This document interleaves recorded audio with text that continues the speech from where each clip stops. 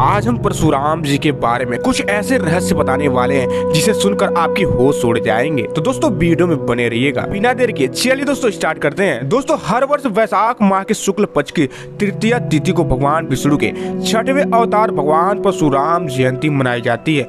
इस तिथि पर अक्षय तृतीया का त्योहार मनाया जाता है। इस दिन भगवान परशुराम की पूजा विधि विधान के साथ की जाती है और शोभा यात्राएं निकाली जाती हैं। भगवान परशुराम का जन्म ब्राह्मण कुल में हुआ था, लेकिन उनका स्वभाव और गुण क्षत्रियों जैसा था। दोस्तों हिंदू धर्म की मान्यताओं के अनुसार 7 ऐसे चिरंजीवी देवता हैं जो युगों युगों से इस पृथ्वी पर मौजूद हैं। इन्हीं में से एक भगवान विष्णु के छठे अवतार भगवान परशुराम भी है।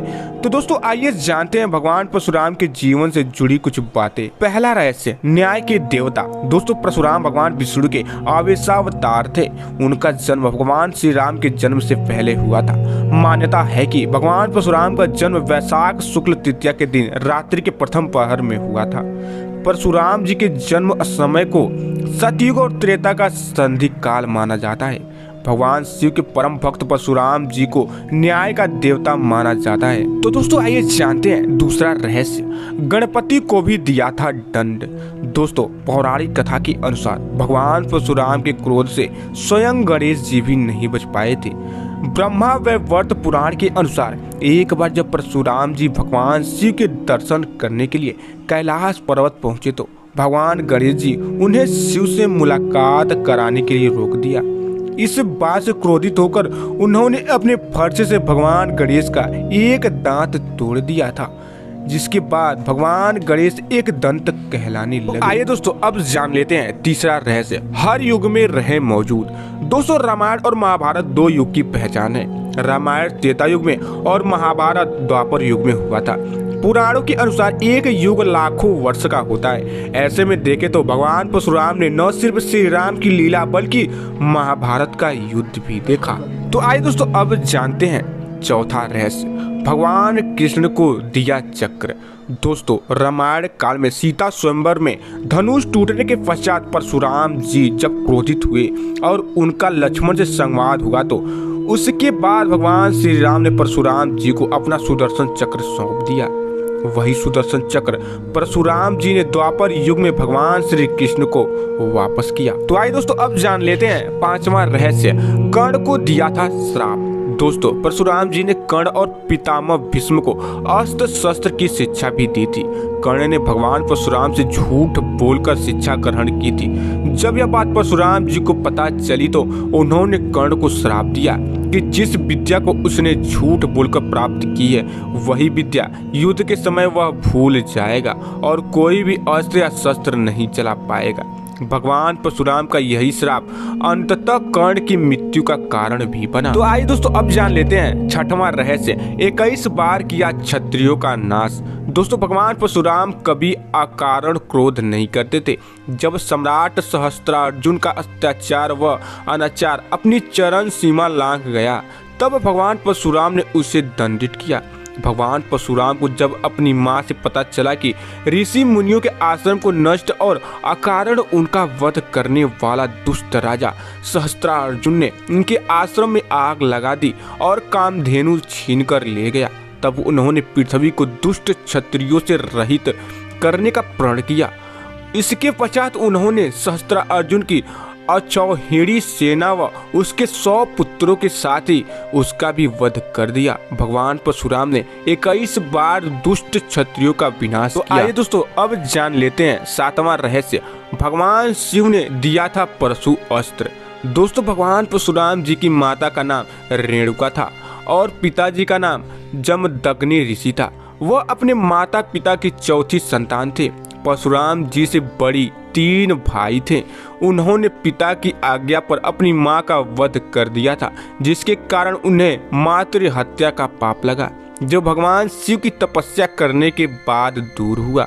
भगवान शिव ने उन्हें मृत्यु लोक के कल्याणार्थ परशु अस्त्र प्रदान किया, जिसके कारण वे परशुराम कहलाए। आइए दोस्तों परशुराम जी के बारे में और थोड़ी सी जानकारी दे देते हैं। दोस्तों महाभारत और विष्णु पुराण के अनुसार परशुराम जी का मूल नाम राम था। किंतु जब भगवान शिव ने उन्हें अपना परशु नामक अस्त्र प्रदान किया तभी से उनका नाम परशुराम जी हो गया। पितामह भृगु द्वारा संपन्न नामकरण संस्कार के अंततः राम कहलाए। वे जमदग्नि का पुत्र होने के कारण जामदग्न और शिवाजी द्वारा प्रदत्त परशु धारण किए रहने के कारण वे परशुराम जी कहलाए।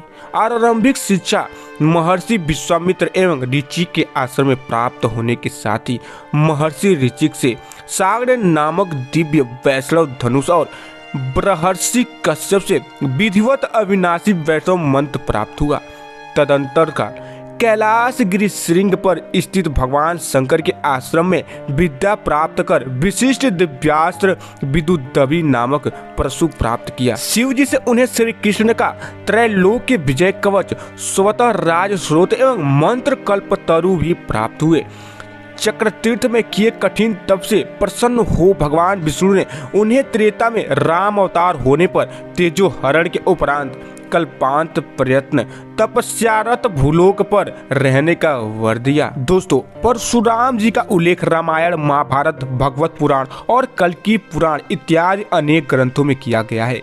वे अहंकारी और दृष्ट वैभव वंशी क्षत्रिय का पृथ्वी में 12 बार संहार करने के लिए प्रसिद्ध हैं। वे धरती पर वैदिक संस्कृत का प्रचार प्रसार करना चाहते थे। कहा जाता है कि भारत के अधिकांश ग्राम उन्हीं के द्वारा बसाए गए, जिसमें कोंकण, गोवा एवं केरल का समावेश है। दोस्तों, पौराणिक कथा के अनुसार भगवान परशुराम ने तीर चलाकर गुजरात से लेकर केरला तक समुद्र को पीछे धकेलते हुए नई भूमि का निर्माण किया और इसी कारण कोंकण, गोवा और केरला में भगवान परशुराम वंदनीय हैं। वे भार्गव गोत्र की सबसे आज्ञाकारी संतानों में से एक थे, जो सदैव अपने गुरुजनों और माता पिता की आज्ञा का पालन करते थे। वे सदा बड़ों का सम्मान करते थे और कभी भी उनकी अवहेलना नहीं करते थे। उनका भाव इस जीव से सृष्टि को इसके प्राकृतिक सौंदर्य सहित जीवंत बनाए रखना था। वे चाहते थे कि यह सारी सृष्टि पशु पक्षियों, वृक्ष, फल फूल और समूची प्रकृति के लिए जीवंत रहे। उनका कहना था कि राजा का वैदिक धर्म जीवन का प्रसार करना है, न कि अपनी प्रजा से आज्ञा पालन करवाना। वे एक ब्राह्मण के रूप में जन्मे अवश्य थे, लेकिन कर्म से एक क्षत्रिय थे। उन्हें भार्गव के नाम से भी जाना जाता है।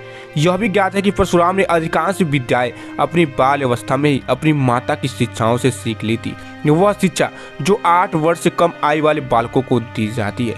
वे पशु पक्षियों तक की भाषा समझते थे और उनसे बात कर सकते थे, यहाँ तक कि कई खुख्वार बनैले पशु। तो चलिए दोस्तों, परशुराम जी के जन्म के बारे में बात कर लेते हैं। दोस्तों, प्राचीन काल में कन्नौज में गाधी नाम के एक राजा राज्य करते थे। उनकी सत्यवती नाम की एक अत्यंत रूपवती कन्या थी। राजा गाधी ने सत्यवती का विवाह भृगु नंदन ऋषि के साथ कर दिया। सत्यवती के विवाह के पश्चात वह भृगु ऋषि ने आकर अपनी पुत्रवधि को आशीर्वाद दिया और उससे वर मांगने के लिए कहा। इस पर सत्यवती ने ससुर को प्रसन्न देखकर उनसे अपनी माता के लिए एक पुत्र याचना की। सत्यवती की याचना पर भृगु ऋषि ने उसे 2 चरु पात्र देते हुए कहा कि जब तुम और तुम्हारी माता ऋषि स्नान कर चुकी हो, तब तुम्हारी माँ पुत्र की इच्छा लेकर पीपल का आलिंगन करना और तुम उसी कामना को लेकर गूलर का आलिंगन करना। फिर मेरे द्वारा दिए गए इन चरुओं का सावधानी के साथ अलग अलग सेवन करना। लेकिन इधर जब सत्यवती की मां ने देखा कि भृगु ने अपने पुत्र वधु को उत्तम संतान होने का चरु दिया है, तो उसने अपने चरु को अपनी पुत्री के चरु के साथ बदल दिया। इस प्रकार सत्यवती ने अपनी माता वाले चरु का सेवन कर लिया। योग शक्ति से भृगु को इस बात का ज्ञान हो गया और वे अपनी पुत्रवधु के पास आकर बोले कि पुत्री, तुम्हारी माता ने तुम्हारे साथ छल करके तुम्हारे चरु का सेवन कर लिया है, इसलिए अब तुम्हारी संतान ब्राह्मण होते हुए भी क्षत्रिय जैसा आचरण करेगी और तुम्हारी माता की संतान क्षत्रिय होकर भी ब्राह्मण जैसा आचरण करेंगी। इस पर सत्यवती ने भृगु से विनती की, आप आशीर्वाद दे कि मेरा पुत्र ब्राह्मण का ही आचरण करे, भले ही मेरा पौत्र क्षत्रिय जैसा आचरण करे। भृगु ने प्रसन्न होकर उसकी विनती स्वीकार कर ली। समय आने पर सत्यवती ने गर्भ में जमदग्नि का जन्म हुआ। जमदग्नि अत्यंत तेजस्वी थे। बड़े होने पर उनका विवाह प्रसेनजित की कन्या रेणुका से हुई। रेणुका से उनके 5 पुत्र हुए, जिनमें नाम थे रुक्मान, सुखेर, वसु, विश्वनाथ और परशुराम। तो दोस्तों उम्मीद करता हूँ आप लोग को यह जानकारी पसंद आई होगी। दोस्तों अगर यह जानकारी पसंद आई हो तो हमारे वीडियो को दिल से एक लाइक और चैनल को भी सब्सक्राइब कर लीजिएगा। तो दोस्तों फिर मिलेंगे, तब तक के लिए जय हिंद जय भारत।